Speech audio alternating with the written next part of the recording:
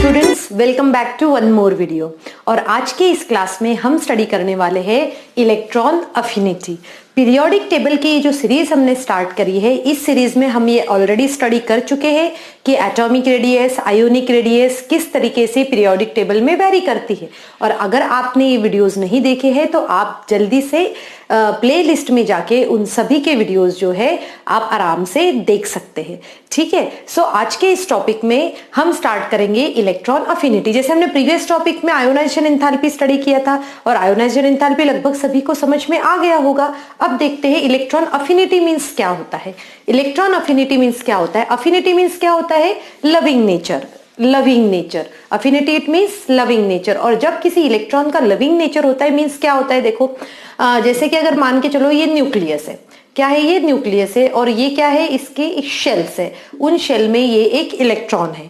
सो ये इलेक्ट्रॉन का या तो इस इलेक्ट्रॉन का इसके साथ एक अफिनिटी हो सकती है, या फिर ये तो ऑलरेडी वो उसी के एटम में है तो उसके साथ में अफिनिटी तो रहेगी ही रहेगी। बट जब क्या होता है कि जब आप कोई बाहर से एक इलेक्ट्रॉन आता है और इस बाहर से इलेक्ट्रॉन की जो अफिनिटी रहती है तब उसे कहा जाता है इलेक्ट्रॉन अफिनिटी। ओके, चलो अब हम इसकी प्रॉपरली डेफिनेशन समझते हैं और ये देखते हैं कि पीरियोडिक टेबल में इसका किस तरीके से वेरिएशन होता है और हम इसको किस तरीके से क्वेश्चंस में इस कॉन्सेप्ट्स को समझने वाले हैं। अब देखो जरा इलेक्ट्रॉन अफिनिटी। अब मैंने क्या कहा? इलेक्ट्रॉन अफिनिटी है। इलेक्ट्रॉन के ऊपर कौन सा चार्ज होता है? नेगेटिव चार्ज होता है। न्यूक्लियस के ऊपर कौन सा चार्ज होता है? पॉजिटिव चार्ज होता है। इसीलिए क्या रहेगा कि उसकी अफिनिटी जो है इलेक्ट्रॉन्स की तरफ ज्यादा रहेगी। इट मींस हम क्या करने जा रहे हैं? हम जो है एक इलेक्ट्रॉन अगर उस एटम में ऐड करने जाते हैं, हम क्या करते हैं? एक इलेक्ट्रॉन उस एटम में ऐड करने जाते हैं। जैसे कि हमने कौन सा लिया एटम? वो जैसे हमने पहले भी बोला था, कौन कौन से हो सकते हैं वो एटम? या तो आइसोलेटेड हो सकता है, ठीक है, या फिर वो एटम कैसे हो सकता है? गैशियस हो सकता है। Gaseous isolated atom. Isolated it means क्या होगा? अकेला जब वो खड़ा रहता है। तो क्योंकि कोई भी प्रॉपर्टी स्टडी करनी है तो अकेले की ही करनी है, इसीलिए हमने कहा आइसोलेटेड। और गैशियस क्यों कह रहे हैं? गैशियस इसीलिए कह रहे हैं क्योंकि उसके ऊपर कोई भी फोर्स ऑफ इंटरैक्शन नहीं रहेगा। तो हमने क्या कहा कि भाई इलेक्ट्रॉन होता है और उस इलेक्ट्रॉन को हम ऐड कहाँ कर रहे हैं? देखो हम क्या कर रहे हैं? इलेक्ट्रॉन्स को ऐड कर रहे हैं। कहाँ कर रहे हैं? ऐसे न्यूक्लियस के अंदर, ऐसे एटम के अंदर जो कि आइसोलेटेड भी है और साथ में गैशियस भी है। ठीक है, तो अब ये क्या कर रहे हो आप? जब इलेक्ट्रॉन को ऐड करते हो, क्या कर रहे हो आप? इलेक्ट्रॉन को जब ऐड करते हो तो उसमें से क्या होती है? कुछ एनर्जी रिलीज होती है। क्या हो रही है यहाँ पर? आफ्टर एडिंग एन इलेक्ट्रॉन यहाँ पर क्या होगा? Energy released. एनर्जी रिलीज्ड होगी। और जब कोई एनर्जी रिलीज्ड होती है, जब कोई एनर्जी रिलीज्ड होती है उसी को कहा जाता है इलेक्ट्रॉन अफिनिटी। ओके, तो चलो अब हम इस इलेक्ट्रॉन अफिनिटी की प्रॉपरली डेफिनेशन समझते हैं। तो हमने क्या कहा? इलेक्ट्रॉन अफिनिटी मींस क्या? When an electron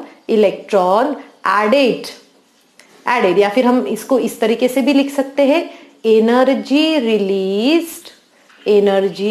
released when an electron added into isolated gaseous atom।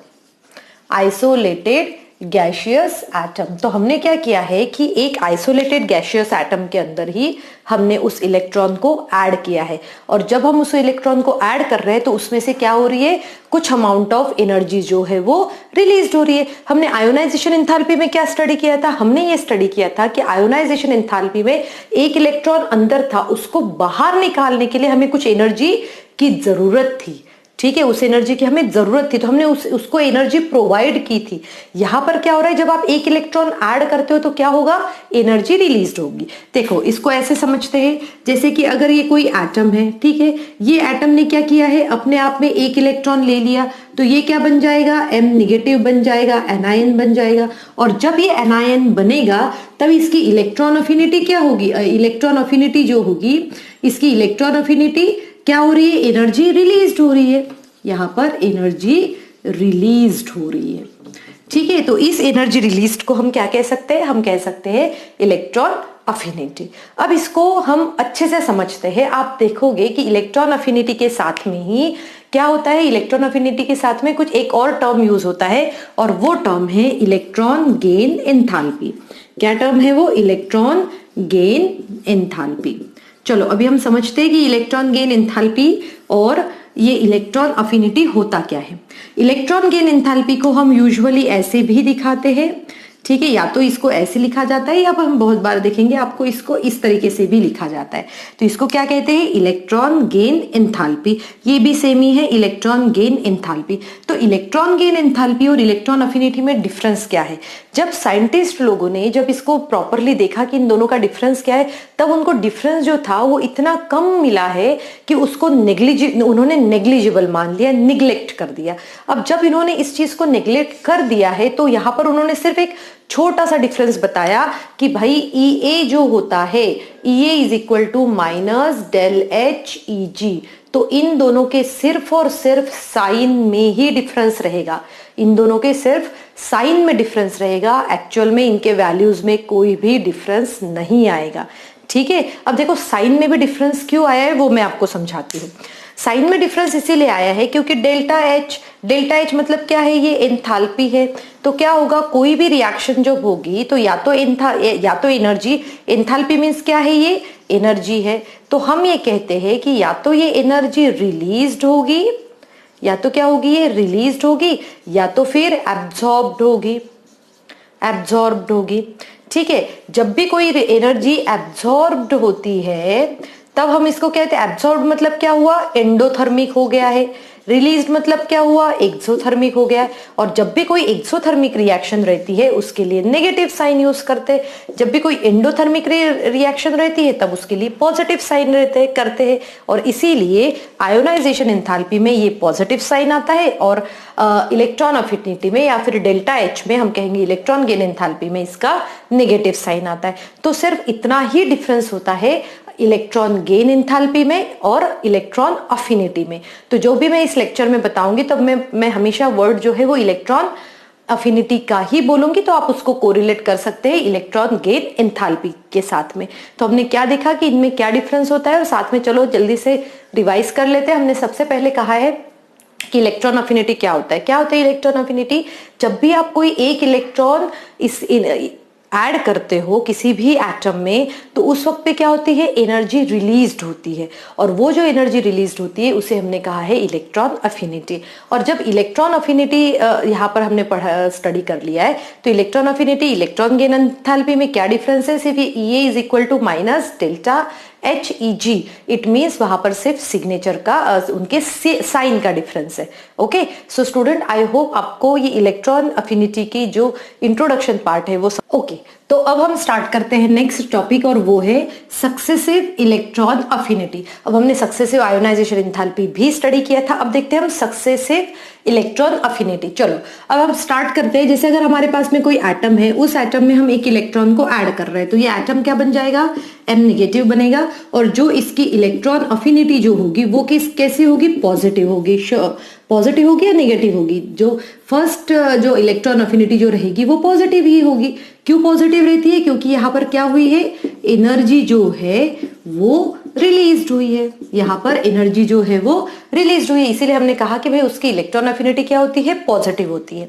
अब देखो यहाँ पर M निगेटिव है, इसमें एक और इलेक्ट्रॉन को ऐड करो। जब आप एक और इलेक्ट्रॉन को ऐड करते हो तो ये क्या बन जाएगा, M2 निगेटिव। बट थोड़ा ध्यान दो, यहाँ पर हमने कहा कि हमने वो ऑलरेडी खुद क्या है, वो एक एनायन है, ये खुद एक एनायन है, उसमें आप एक और इलेक्ट्रॉन ऐड कर रहे हो और इलेक्ट्रॉन का साइन भी क्या है, नेगेटिव साइन है। तो क्या होता है कि जब एक ऑलरेडी नेगेटिव आयन में आप एक इलेक्ट्रॉन को ऐड करो तो वो तो इतना इजी तो हो नहीं पाएगा, वहां पर रिपल्शन होना सबसे ज्यादा पॉसिबल रहता है। और इसीलिए इस सिचुएशन में हमें ये देखना पड़ता है कि उसको वो जो एनर्जी रिलीज तो करता नहीं है, हमें एक्स्ट्रा एनर्जी जो है उसको देनी पड़ती है। और इसीलिए इसको जो सेकंड जो ये A1 हो गया, ये A2 होता है, जो सेकंड इलेक्ट्रॉन अफिनिटी रहती है ये ऑलवेज निगेटिव होती है। क्या होती है, ये ऑलवेज निगेटिव। अब हमने क्या कहा और हमने क्या कहेंगे, यहाँ पर हम क्या कहते हैं, जनरली हम यूज करते हैं और most of the time. Most of the time और जनरली ये पॉजिटिव होती है। और यहाँ पर हमने वर्ड यूज किया है always negative. Second electron affinity जो रहेगी वो हमेशा ही क्या होगी, नेगेटिव होगी। नेगेटिव क्यों होगी, वो इसीलिए नेगेटिव होगी क्योंकि हमें एनर्जी प्रोवाइड करनी पड़ती है, तभी जाके वो क्या करता है, उस इलेक्ट्रॉन को गेन कर पाता है। ओके, एक और सिचुएशन ले लो, प्लस एक नेगेटिव किया हमने, तो मतलब एक ऑलरेडी उसके पास में 2 नेगेटिव चार्ज है, फिर भी आप एक इलेक्ट्रॉन को प्लस कर रहे हो, तो ये बन जाता है 3 नेगेटिव में। फिर से कंडीशन वही है कि भाई वो इतने इजीली तो बनेगा नहीं, फिर आपको क्या करना पड़ता है, यहाँ पर आपको इसका जब देखता है तो उसको और निगेटिव वैल्यू और ज्यादा एनर्जी आपको यहाँ पर प्रोवाइड करनी पड़ेगी। और इसीलिए हम कहते हैं कि जो इलेक्ट्रॉन अफिनिटी होती है, फर्स्ट इलेक्ट्रॉन अफिनिटी, जब आप पहला इलेक्ट्रॉन ऐड कर रहे हो तो वो जनरली पॉजिटिव आती है क्योंकि उस टाइम पे कुछ एनर्जी रिलीज होती है। बट जब आप सेकेंड इलेक्ट्रॉन ऐड कर रहे हो या फिर थर्ड इलेक्ट्रॉन ऐड कर रहे हो तो वो हमेशा क्या रहेगी, नेगेटिव रहेगी। अब इसको आप कोरिलेट कर सकते हो इलेक्ट्रॉन गेन एंथैल्पी के साथ में। इलेक्ट्रॉन गेन एंथैल्पी के साथ में कोरिलेट कैसे करना है, जैसे देखो हमने क्या कहा कि भाई डेल्टा ई जो एच Eg जो है ये एक्चुअल में कैसे होता है, माइनस होता है किसका, Ea का, ये इसका रिलेशन है। तो अब देखो यहाँ पर इसके अपोजिट में जाएगा ये, अगर यहाँ पॉजिटिव है तो डेल्टा एच Eg यहाँ पर कैसे रहेगा, नेगेटिव रहेगा। और यहाँ पर कैसे रहेगा, डेल्टा एच Eg ये जो रहेगा पॉजिटिव रहेगा। यहाँ पर भी हम क्या कहेंगे, Eg ये भी कैसा रहेगा, पॉजिटिव रहेगा। ठीक है, तो ये सिर्फ इनकी वैल्यूज, नंबर जो रहते हैं वो सेम रहते, only difference in their sign.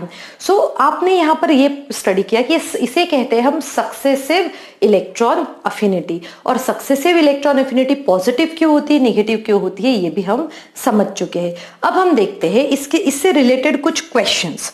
कैसे क्वेश्चंस है, जैसे कि आप मान के चलो अगर किसी ने ये क्वेश्चन किया है कि भाई m प्लस हम, जैसे कि आप मान के चलो यहाँ पर ये सेम ही है ना, हमने एक एटम ले लिया, ए एटम लिया, इसमें आपने इलेक्ट्रॉन ऐड किया, ये ए नेगेटिव बन गया। और इसकी इलेक्ट्रॉन उन्होंने कुछ भी नहीं दिया, सेकंड जो दिया है उन्होंने ए नेगेटिव प्लस इलेक्ट्रॉन, तो ये बना देगा A2 नेगेटिव। और अब आपसे ये पूछा जाए कि भाई इनकी जो इलेक्ट्रॉन एंथैल्पी रहेगी, और इलेक्ट्रॉन एंथैल्पी की जगह हम ये कहेंगे इलेक्ट्रॉन अफिनिटी जो रहेगी, ये इलेक्ट्रॉन अफिनिटी ग्रेटर देन 0 आएगी, ग्रेटर देन 0 आएगी, लेस देन 0 आएगी, या इज इक्वल टू 0 आएगी। ठीक है, तो अब हम कैसे समझेंगे, देखो हम ये समझेंगे कि जब पहली क्या होती है, पॉजिटिव होती है, दूसरी क्या होती है, नेगेटिव होती है। तो पॉजिटिव और नेगेटिव को मिलाकर क्या आंसर आने वाला है, नेगेटिव। तो हमेशा जो है इलेक्ट्रॉन गेन एंथैल्पी के लिए क्या होगी, वो हमेशा लेस देन 0 होगी। तो हम ये कहेंगे कि सक्सेसिव इलेक्ट्रॉन अफिनिटी जब हम देखते हैं, सक्सेसिव इलेक्ट्रॉन अफिनिटी हमेशा क्या रहेगी, नेगेटिव रहेगी। नेगेटिव क्यों रहती है, क्योंकि ये सेकेंड और थर्ड सिचुएशन में हमें उसको इतनी एनर्जी प्रोवाइड करनी पड़ती है कि फर्स्ट पॉजिटिव होते हुए भी वो पॉजिटिव नहीं रहता है, उसकी वैल्यू जो है वो क्या आएगी, नेगेटिव ही आएगी। अब हम देखते हैं कि इलेक्ट्रॉन अफिनिटी जो है ये पीरियोडिक टेबल में किस तरीके से वर्क करती है, कौन कौन से फैक्टर्स होते हैं जो इलेक्ट्रॉन अफिनिटी को अफेक्ट करते हैं। सो हम यहां देख रहे थे एटॉमिक साइज।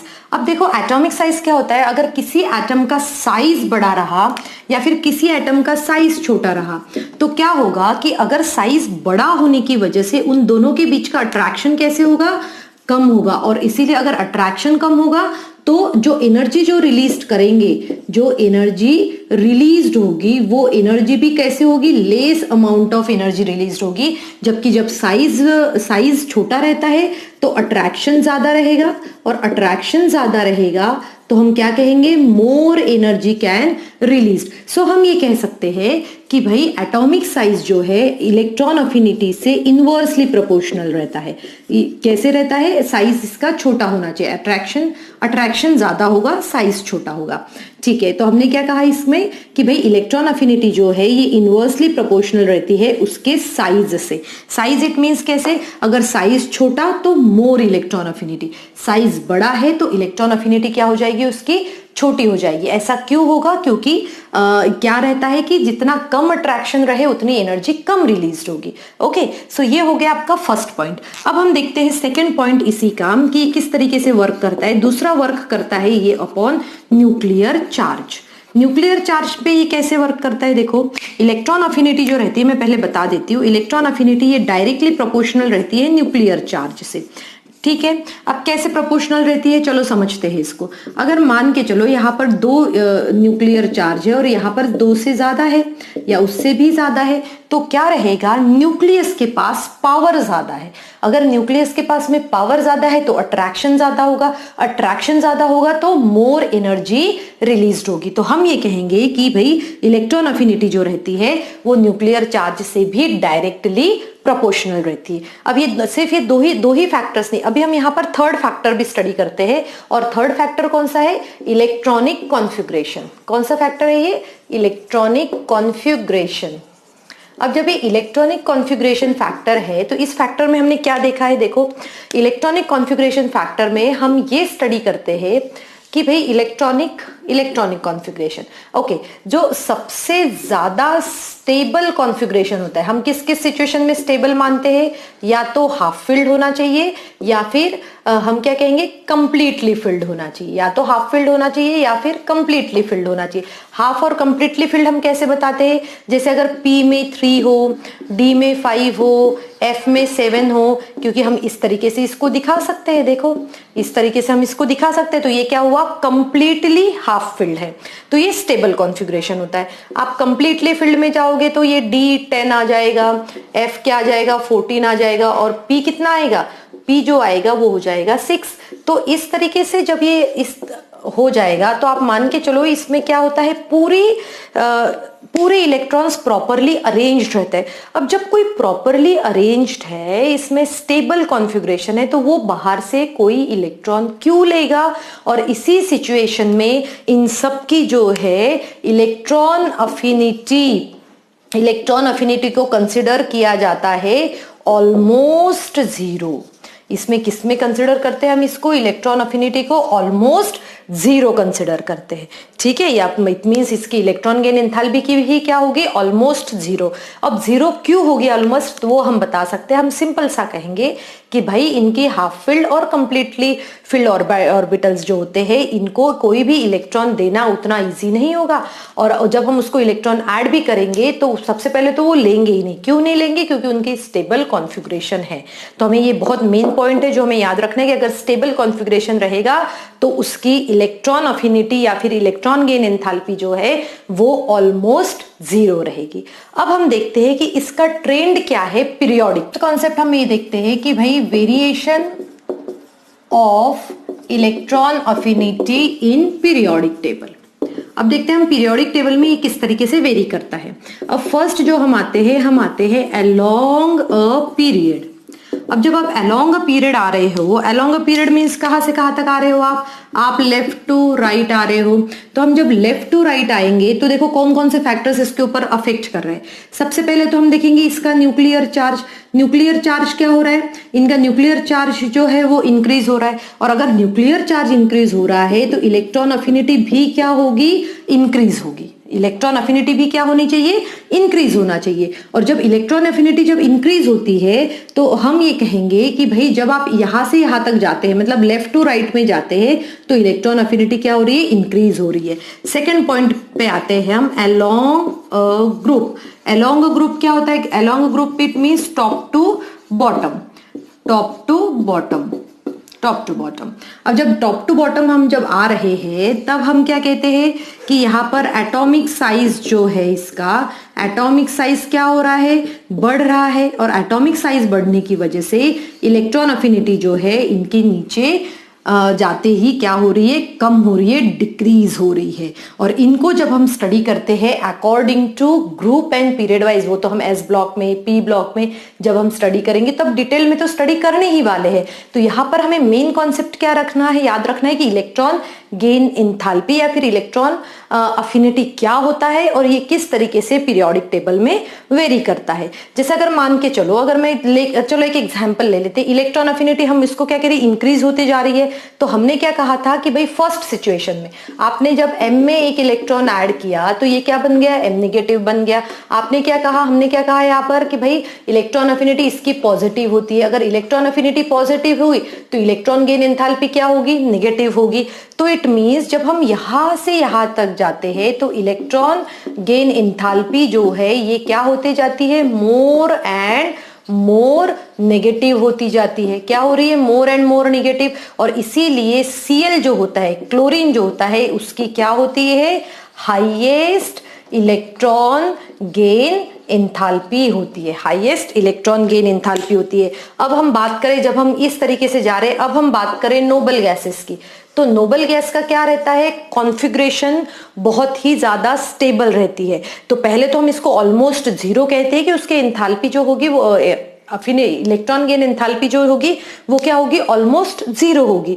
बट अगर हम ऐड करना चाहे भी उसमें तो हमें बहुत ज्यादा एनर्जी उसको प्रोवाइड करनी पड़ेगी। और in this situation noble gas की इलेक्ट्रॉन गेन एंथैल्पी जो है वो कैसी होनी चाहिए, पॉजिटिव होनी चाहिए। ठीक है। सो स्टूडेंट, इस तरीके से जब हम पढ़ेंगे तब हमें समझ में आएगा कि इसके बेसिस के ऊपर किस किस तरीके से क्वेश्चंस आएंगे और उन क्वेश्चंस को किस तरीके से अटेम्प्ट करना है। सो आई होप आज की इस क्लास में मैंने आपको जो भी पढ़ाया है वो आपको अच्छे से समझ में आ गया होगा। So thank you students and have a good day ahead.